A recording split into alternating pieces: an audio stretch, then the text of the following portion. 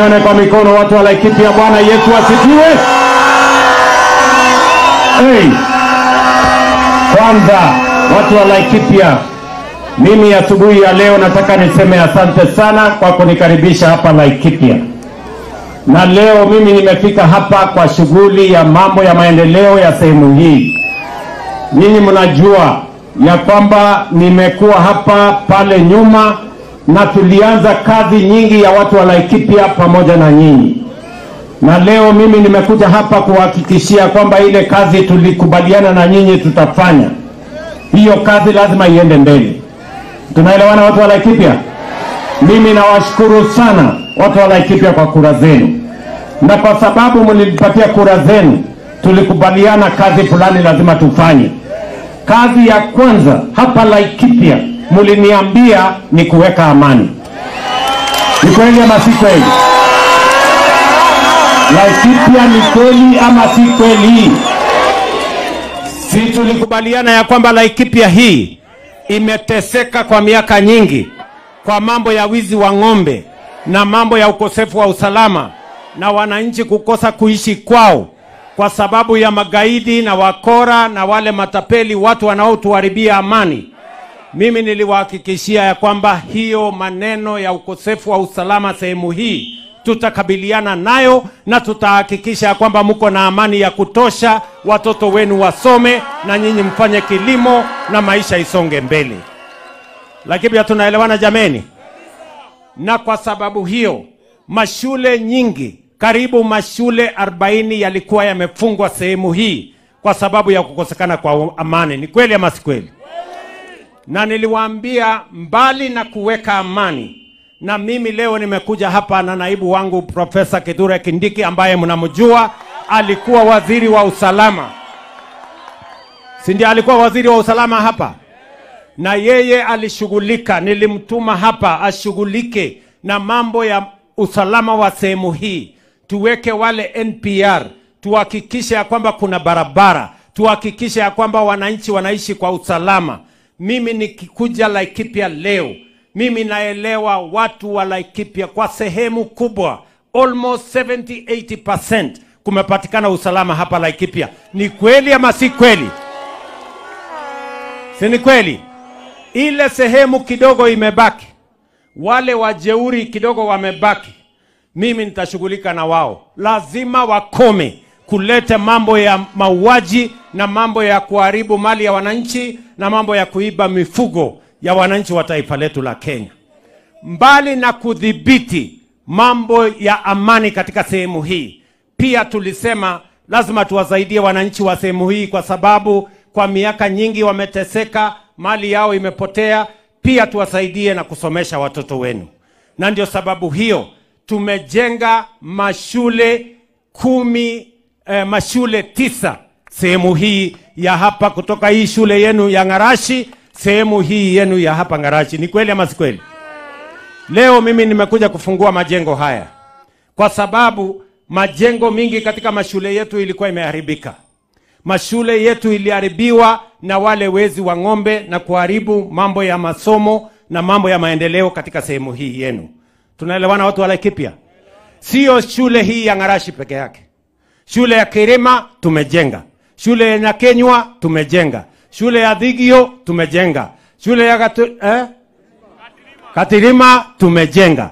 Shule ya Muteta tumejenga. Ni kweli ama si kweli? Shule 9 tumejenga sehemu hii. Lakini huyu mjumbe wenu Daktari Karani anasema mambo bado. Anasema bado kuna shule nyingine ambayo pia inataka tushughulike nayo. Ni kweli ama si kweli? Na kwa sababu huyu mjumbe wenu ni mtu wa bidii, sasa namwambia Bwana Mariro ambaye ni PS wangu wa mambo ya usalama ama ya defense,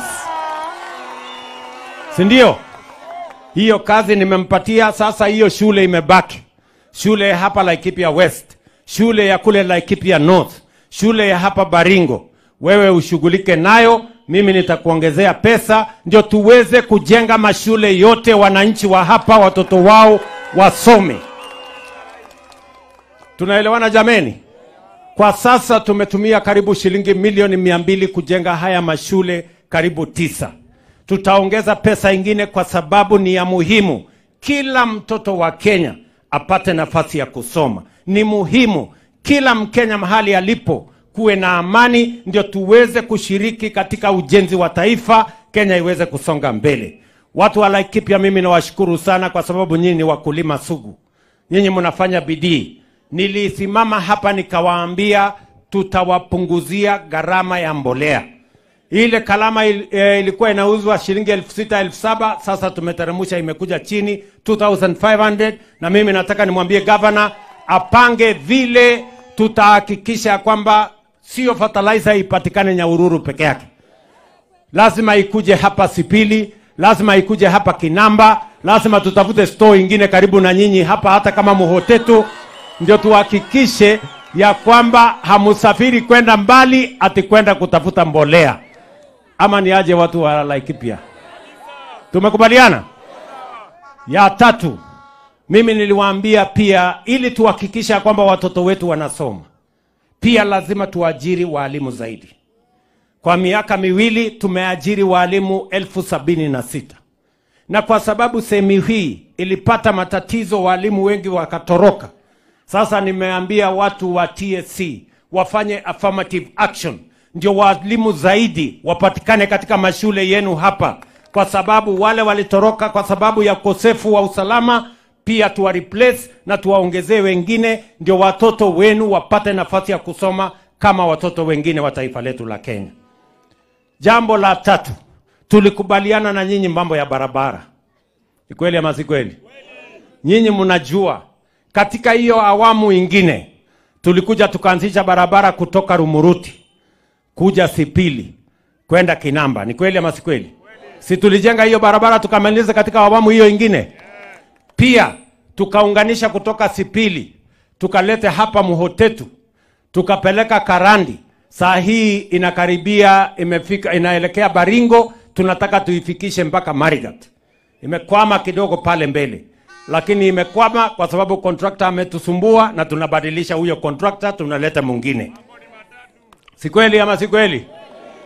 Lakini huyu karani amekuja tena akaniambia mumemtuma ati barabara itoke Kinamba iende Mwenje iende mpaka Matweku. Ni nyinyi mlimtuma ama ni kunipanga? Amekuja kunipanga. Nyinyi ndio mlimtuma ati barabara itoke Kinamba iende Mwenje mpaka Matweku. Pia akaniambia ingine ati tena nitoe barabara pale Muhotetu nipeleke Kaiti, nipeleke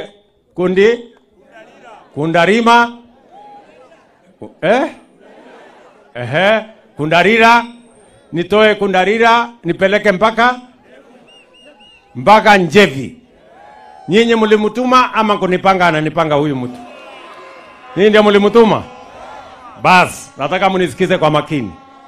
Hiyo barabara yenu mbili, hiyo ya kutoka pale Kinamba mpaka ifike Matweku kupitia pale Mwenje, hiyo barabara tayari tumetangaza, tumeweka kandarasi. Nimeambia wizara ya kwamba waanzishe hiyo barabara. Mimi nataka nirudi hapa baadaye mwaka huu nikuje ni inspect hiyo barabara ikiwa inajengwa.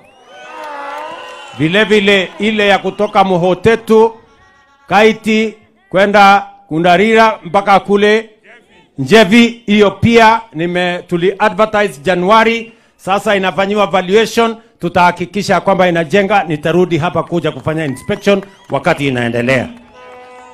Mnasema tuendelee ama tuendelee? Tuendelee ama tuendelee?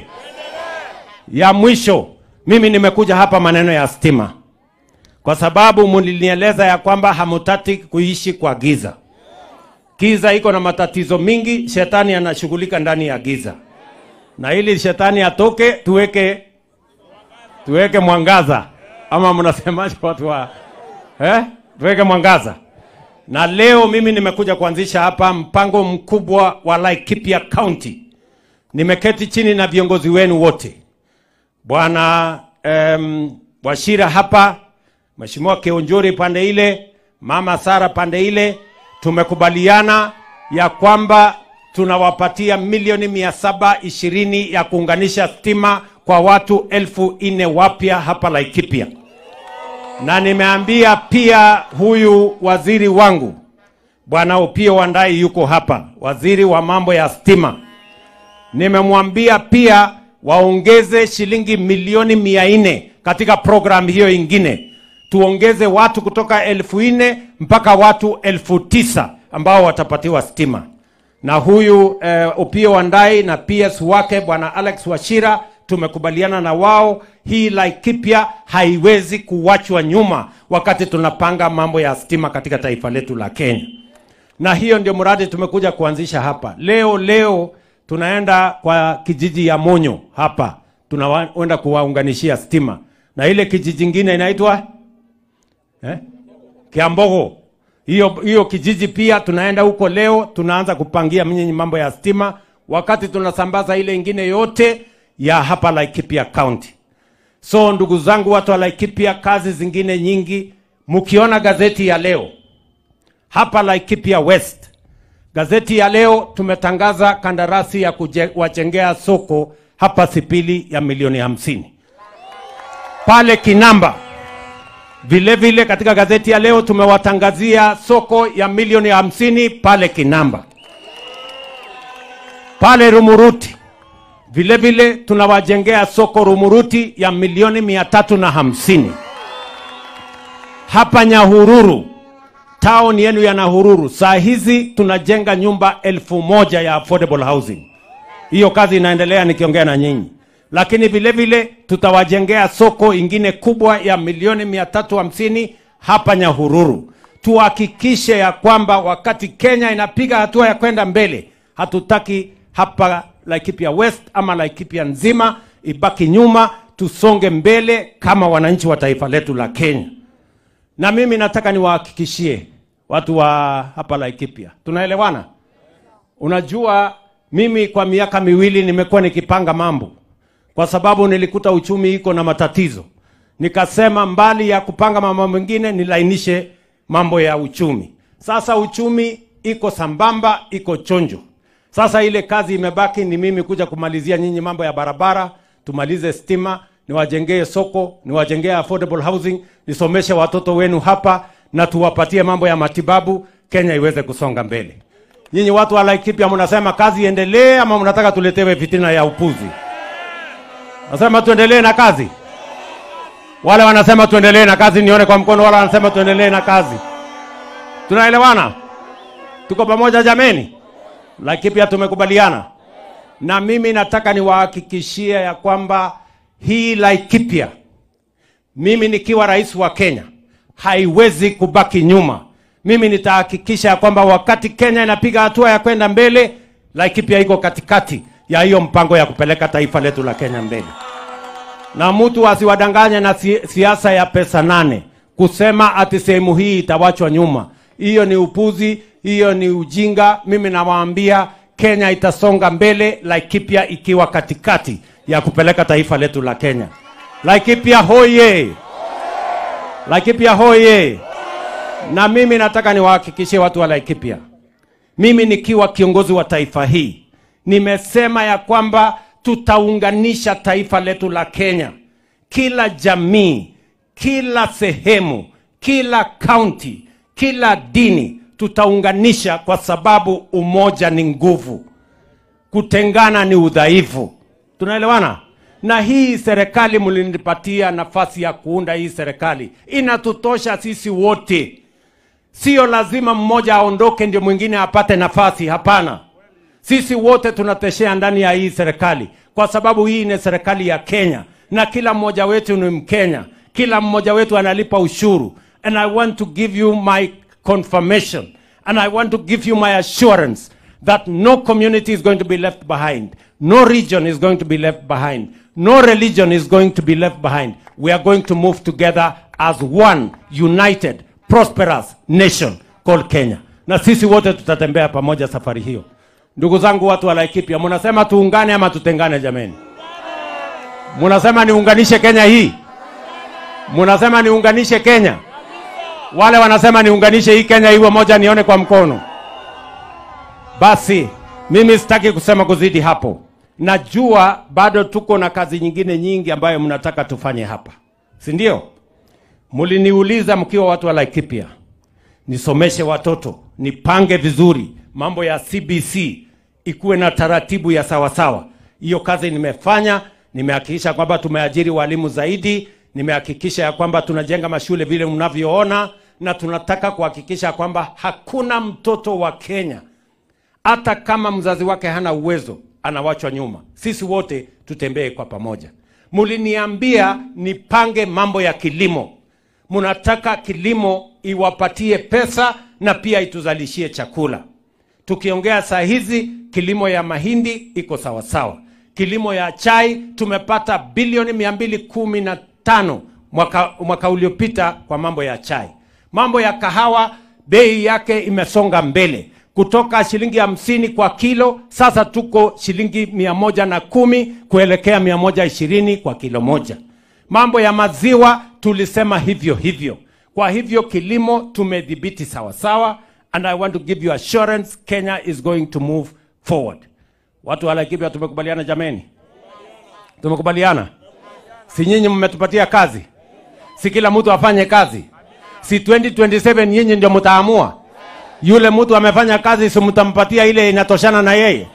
Yule mtu atafanya kazi, hajafanya kazi si mtampeleka nyumbani? Hakuna haja ya kusumbuana saa hizi. Kila mtu afanye kazi yake. MCA afanye yake, mjumbe afanye yake, governor afanye yake, mama county afanye, mimi nitafanya yangu. Wenye kuamua na walimu wa kusahihisha maneno ni nyinyi. Mtu ambaye hatakuwa amefanya kazi mumpeleke nyumbani. Ama namna gani jameni? Hata hawa wananisumbua na makelele hawa. Mimi nataka niwaambie nyinyi mnaosumbuka na mimi, mfanye mambo mawili. Kwanza, kama mnataka kushindana na mimi, kwendeni tafuta sera. Mwambie hawa wananchi kilimo mtafanya nini? Barabara mtafanya nini? Sitima mtafanya nini? Matibabu mtafanya nini? Bure mtazunguka hapo alafu mambo yenu itazama. Ama kama sivyo, si namna hiyo? Sasa hawa watu wajipange vizuri. Mwacheni makelele ya bure. Hawa wananchi si wajinga, watajua ni nani wa kufanya kazi, ni nani wa porojo na fitina na ukora. Kwa hivyo tuendelee namna hiyo. Wacha nisiseme kuzidi hapo. Niko hapa na naibu wangu ambaye alishughulika na mambo haya ya usalama. Anaitwa Profesa Kithure Kindiki Abraham. Wapi nduru ya Profesa Kindiki jameni, watu wa Laikipia?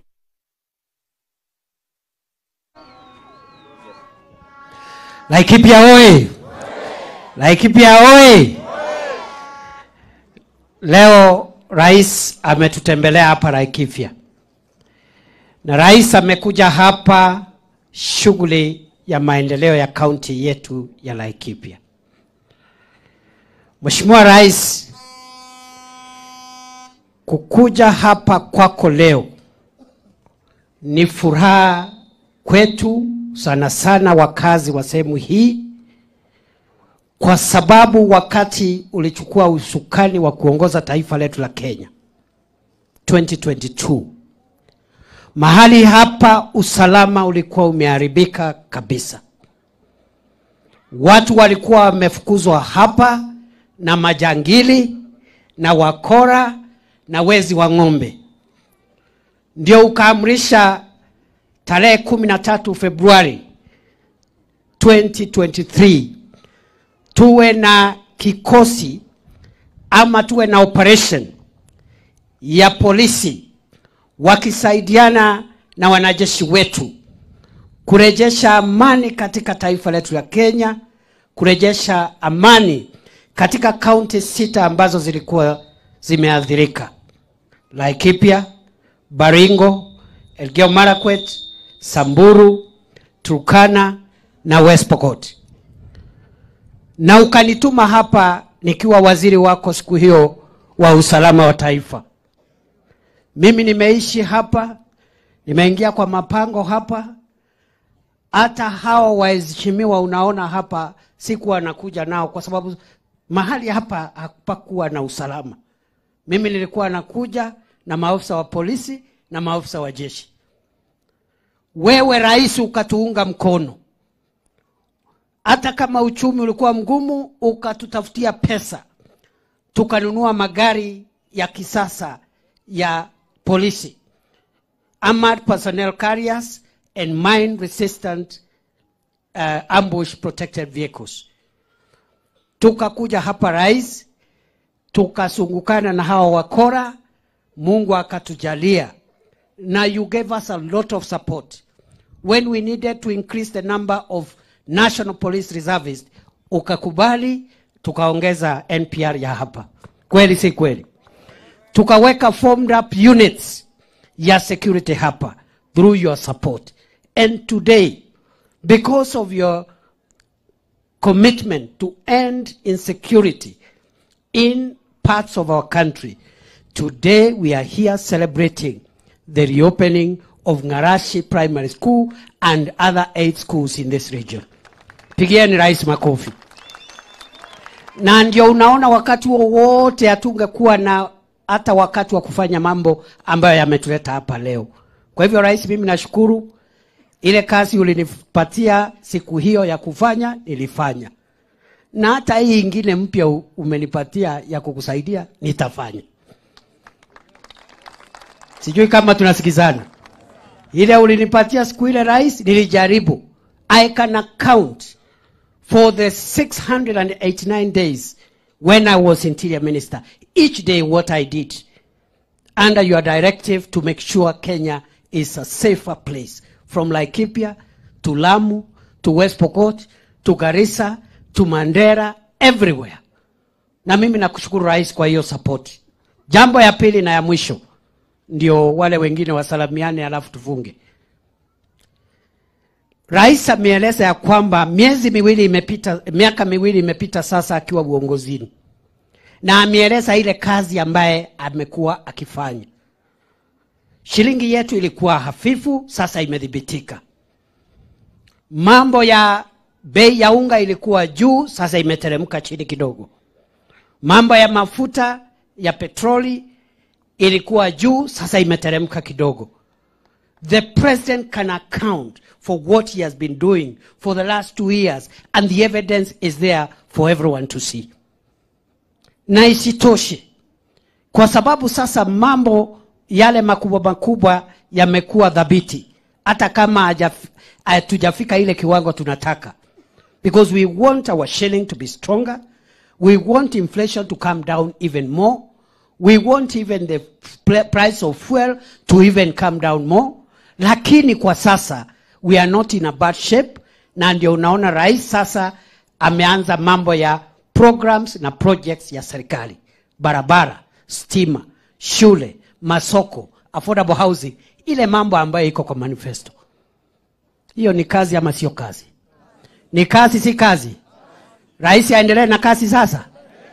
Na mimi nataka nikuhakikishie Mheshimiwa Rais, mimi nikiwa msaidizi wako mkuu, pamoja na wenzangu mawaziri ambao umetupatia kazi, PSs and all officers ya serikali, wabunge ambao wamechaguliwa na chama chetu, we will not waste time trying to argue with people without an agenda for Kenya, with people without an agenda for any part of this country.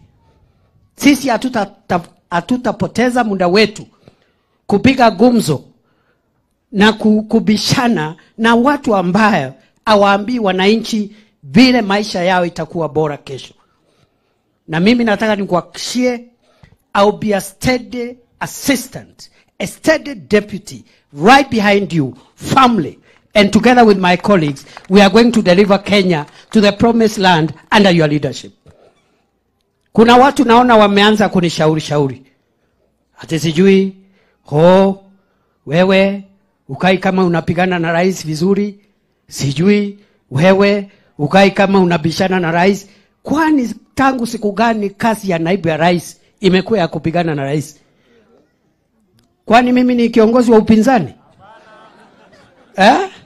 Si mambo ya kupigana na serikali, ni wale wako nje, watu ya upinzani. My job is to support the president, to defend him, to support him, to work under him and work with my colleagues to make sure what he does we follow through and we deliver to the people of Kenya. Mungetaka niendelee na hiyo line? Nishikilie rais? Nishikilie rais? Nishikilie hapo? Wangapi wanasema nishikilie rais na nikae nyuma yake? Those others who have other ideas, waende wakafanya mambo yao huko. Me have no time to waste. Na wengine wanaongea walikuwa na muda.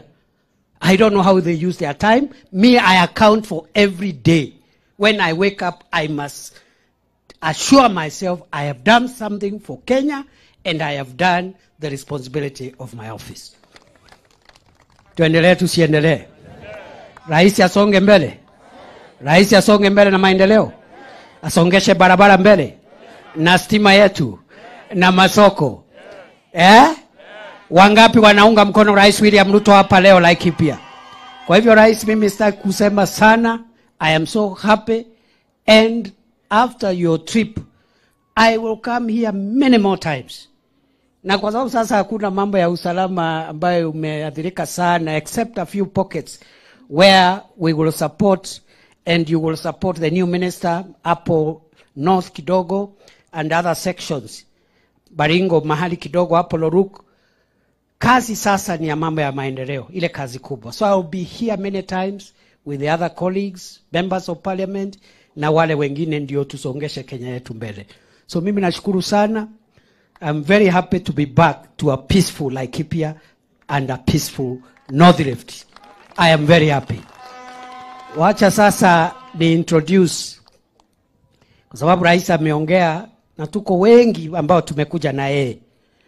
Wenzangu mnikubalia hatutaongea sisi zote, kwa sababu tutaweka rais hapa sana. Ako na events nyingi sana hapa Laikipia leo na baadaye atakwenda kule Nyeri. So mimi nataka kuuliza PSs wetu wasimame hapa na mawaziri wetu ni wa introduce kwa heshima kubwa. I know Patrick, you are at home, you'll say something, don't worry. Si mnajua huyu, wacha nianze na hawa. Huyu anaitwa Alex Wachira, PS wa stima. Huyu anaitwa PS Kilemi Patrick, anatoka kule Meru, ni PS wa cooperatives. Haya, huyu msichana ni wa hapa. Mnajua huyu msichana ni PS wetu wa mambo ya wildlife, anaitwa Sylvia Museia, ni PS anatoka hapa Laikipia. Wapi makofi ya PS? Huyu ni PS wetu wa forestry, anaitwa Gitonga Mugambi, anatoka pale Meru. Asante sana. Sema kitu dakika moja PS kwa niaba yao, waacha Mariru aongee. Ngarashi hamjambo. Muriega. Chamge. Chamge. Asante sana Your Excellency. Your Excellency, hapa ni nyumbani. Baba yangu yuko hapa, mama yangu yuko hapa, brother zangu wako hapa. Your Excellency, in 1985 mimi nimeingia nasari pale.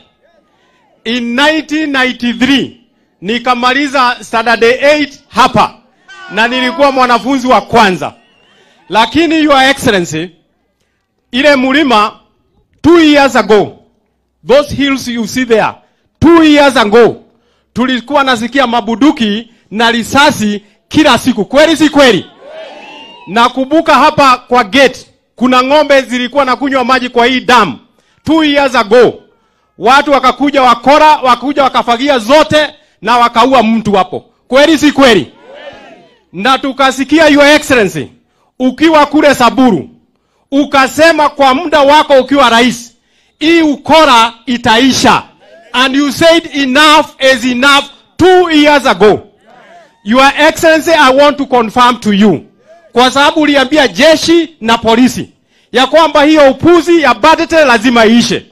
Na kuambia sasa wazee walikuwa wanalala nje, wamama wanalala kwa nyumba. Nimesikia ripoti sasa hapa watoto wameongezeka kwa sababu wazee wamerudi nyumbani. Kweli si kweli? Your Excellency, you gave us those instructions ya kwamba maneno ya buduki lazima ishe. Pia ukapatiana maneno ya mashure lazima ifanywe. Tumefanya hatujafanya? Rais amefanya hajafanya? Ya mwisho, Your Excellency, kwa sababu niko nyumbani, nataka kukushukuru kwa sababu kijana ambaye amezaliwa hapa kwenye hakujulikani, Ngarashi, huyo kijana wewe rais umeenda umemchukua, umemfanya awe PS wa jeshi. Nataka kukushukuru. And I want to commit before you that I will serve faithfully. Asante. Well done. Mawaziri tafadhali, kwa sababu ya time, sema moja moja, 1 minute each. The ministers, huyu anaitwa Waziri Opiyo Wandayi wa stima. 1 minute. Asante sana Mheshimiwa Rais. Wananchi wa Laikipia, mjambo. Mjambo tena. Nimepewa na Mheshimiwa Rais kuhakikisha ya kwamba nimeunganisha stima katika hii eneo yote. Na hasa baada ya Mheshimiwa Rais kuenda ule Nairobi, mimi nitarudi hapa mara mingi ili niwasaidiane na nyinyi. Asanteni sana, Mwenyezi Mungu abariki. Very much. Huyu mama anaitwa Rebecca Miano, anatoka hapa, ni waziri wetu wa utalii na mambo ya wildlife. Karibu waziri. Asante sana Your Excellency kwa kuja hapa Laikipia. Tumefurahi kabisa na ile kazi umenipatia ya utalii na wanyamapori, ni ya muhimu kabisa hapa Laikipia. Hapa Laikipia kuko na wanyamapori wengi kabisa, na tuko namba 2 hapa nchini, ya kwanza ikiwa Taita Taveta, na kwa hivyo tunatia bidii ili tuweze kuimarisha utalii na uhifadhi wa wanyama pori. Sisi ni wale jeshi ya rais, tutachapa kazi mpaka ichapike, na tutaendelea, hatutaangalia nyuma ama kando, macho yatatazama mbele. Asanteni. Unajua huyu waziri anaitwa nani? Anaitwa nani? Mheshimiwa Kabogo, waziri wa ICT. Please, karibu. Asante. Mimi nikisema harambee, useme maendeleo. Harambee! Harambee! Mheshimiwa Rais, nilikuambia jana, hawa wangwana hawana haja na maneno. Haja yao ni maendeleo. Na mimi niwaambie,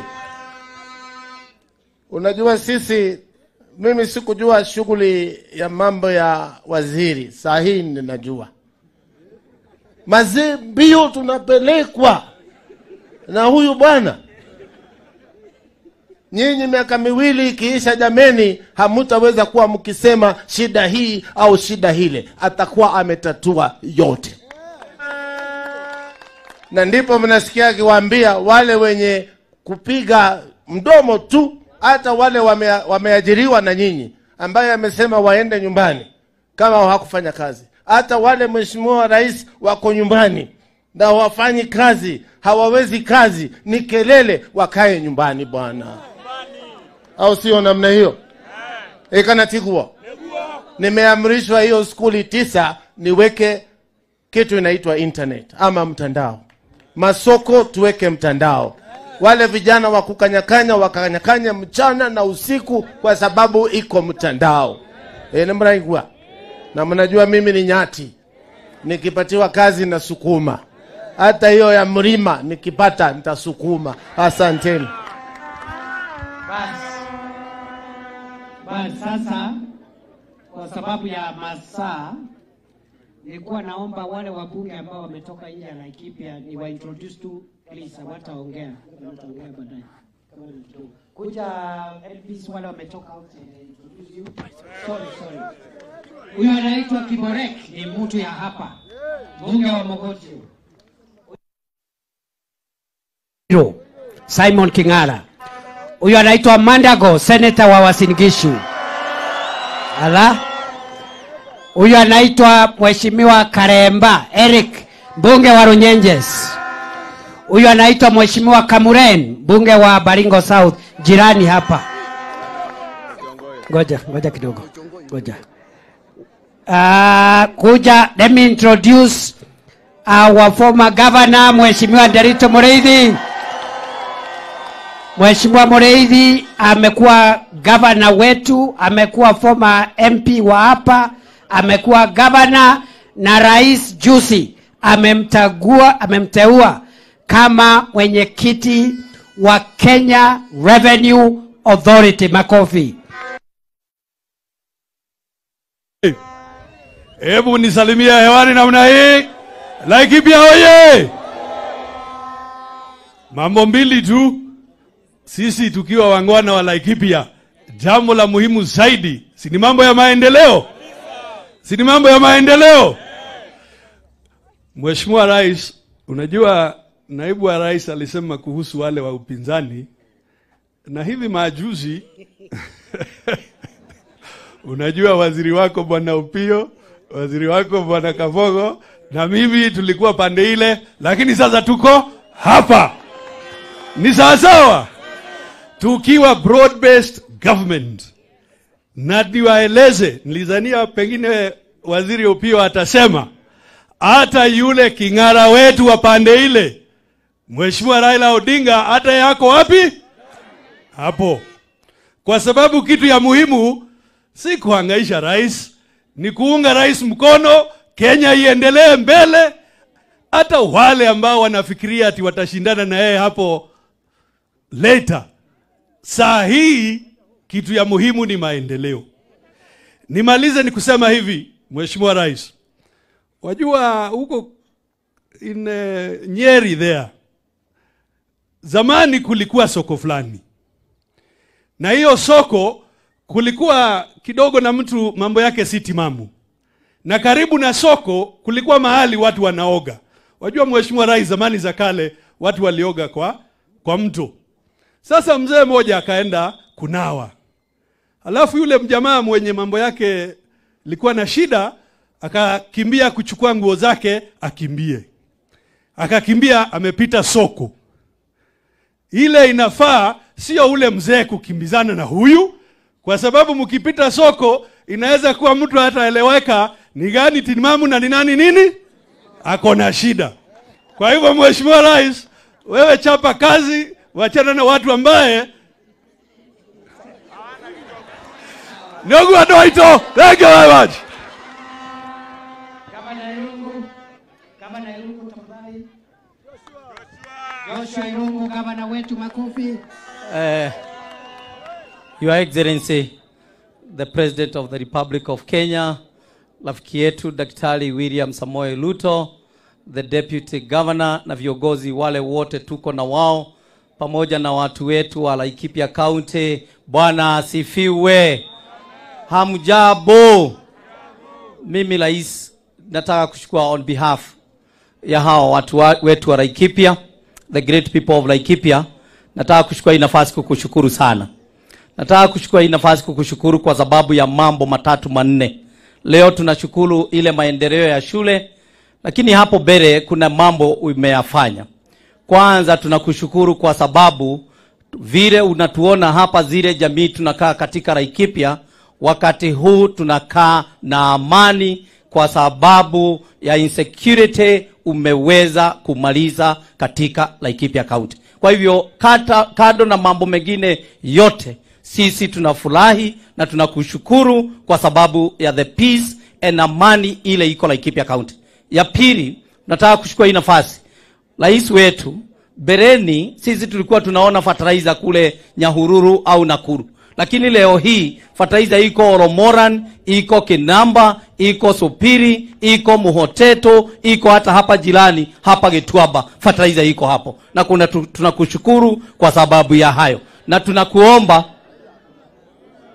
hakuna fertilizer. Nasema hivi fertilizer imeweza kufika, lakini bado kuna ingine bado haijakuja na itakuja fertilizer. Ya tatu rais, Na mimi namhakikishia hivyo kwa sababu mimi ni mzee wa kijiji na najua fertilizer iko jiani ikiingia katika wiki hii. Kuna lori zaidi ya 20 zile zinakuja ya fertilizer inakuja katika Laikipia County. Jambo lingine rais tunataka kukushukuru ni kwa sababu hawa watu wetu hawa unaona hapa hawakuwa wanalala kwa sababu ya dofu zile zinatoka kwa msitu. Na leo hii tuko na ile waya hata igawa haijamalizika, tuko na tumaini ya kwamba itamalizika na watu wetu wataendelea na kulala. Leo hii tumefanya haya mambo ya kujenga mashule kwa kando na kule kulikuwa insecurity. Lakini rais tunakuomba ya kwamba nao ya kwamba tuko na mashule, tayari tuko na dofu tunafugia pale, tayari fertilizer inaendelea na kukuja, tayari mambo ya amani na security iko. Rais tunakuomba haya ya kwamba tafadhali, hata igawa sisi kama county ni kazi yetu kushimba dams na kuletea watu wetu maji, hatutuwezi kuyafanya kwa sababu ya the limited resources. Na tukiungana na wewe tungekuomba ya kwamba kuna dams kama ya Gatilima, ya Rubere, ya Dideka na zingine tuko nazo katika Laikipia County. Tungekuomba sasa utuweze kutuwezesha kutushibia na kudistribute those dams, ndio watu wetu waweze kufanya kazi, walime, waweke pesa mfukoni kama vile tuliwahidia wananchi wetu ya kwamba kazi ni kazi, pesa mfukoni. Kwa hivyo tukishiba hizo dam nao, kwa sababu tuko na amani, tunaweza kuweka pesa mfukoni. Na ya mwisho rais na kuomba ya kwamba kuna mambo mengine, mambo ya barabara ya insecurity, tunakushukuru kwa sababu tukishikana na KDF pamoja na county tutafungua hizo all the insecurity and the security roads, tutafungua zote. Na kando na hayo kuna mengine tutakuja kukumbusha tukiwa pamoja na viongozi kwa sababu ya wakati. Yale mengine kama barabara ya Nanyuki, Lumuruti, Nanyuki, Dodo, hiyo tutakaa pamoja, tuipage pamoja, tukukumbushe na tuone vile tutaendelea. Asante sana rais, na tunakushukuru na tunakupenda. Asante sana. Thank you very much. Asante sana Gavana. Sasa wacha tumsikie Mama County Women Rep wa Laikipia.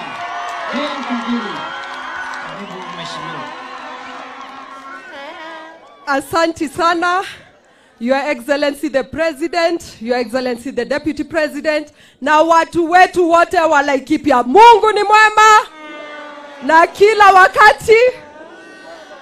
Your Excellency the President, mara mingi huwa nakwambia Laikipia ni kaunti ya baraka. Wiki 3 zilizoisha tuliketi na watu wa Laikipia, wakanituma kwako, wakaniambia ukuje Laikipia, na wakasema usikuje kule kwa town, ukuje uwapate kwa mashinani. Your Excellency the President, na kushukuru ati leo umekuja umewapata katika mashinani pahali walikuomba ufike. Shukrani ya pili Your Excellency ni ya kwamba umekataa ukabila katika hii nchi. Huku Laikipia County tuko wa Turkana, tuko wa Pokot, tuko wa Kalenjin, tuko wa Kikuyu, tuko wa Samburu, tuko wa Masai, tuko na wa Meru. Kabila zote ziko katika county ya Laikipia. Na Your Excellency the President, tafadhali usikubali ukabila ingie katika hii nchi ama hii county yetu. Kitu ya tatu Your Excellency, ni shukrani kubwa sana. Juu mimi kama mama, hakuna kitu ilikuwa inanitia hofu kama hao watu kunipigia simu usiku wakiniambia wamepatwa na majambazi, ng'ombe zao zinaibiwa, mbuzi zao zinaibiwa.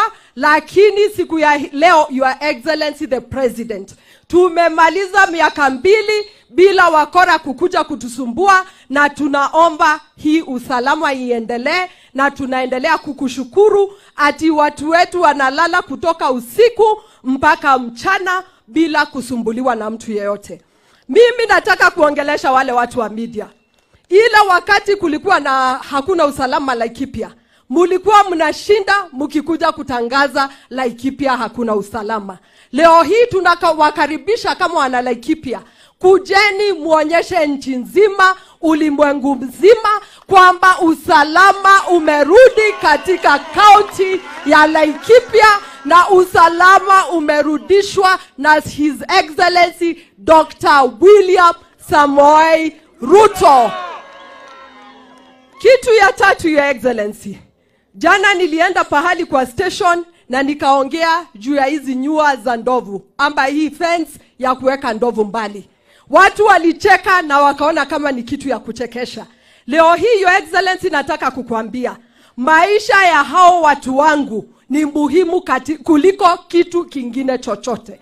Hizi ndovu ni lazima zifungiwe, zikae kwao, ziache kukula chakula yetu, ziache kuua watu wetu wakae kwa usalama. Na kwa hivyo, Your Excellency, usiwahi ogopa kuingia huku Laikipia County, kuwafungulia fence ya kufunga ndovu, kuangalia kama imefunga vizuri, ili tuhakikishe maisha na usalama wa watu wa Laikipia County uko sawa sawa. Your Excellency, sitaki kujirudia, juu stima tayari nimeona zimefika. Hiyo ni kitu moja nilikuwa nimetumwa na watu wetu. Kitu ingine, Your Excellency, maji tutaendelea kusukumilia, tuone vile watu wetu watapata maji ili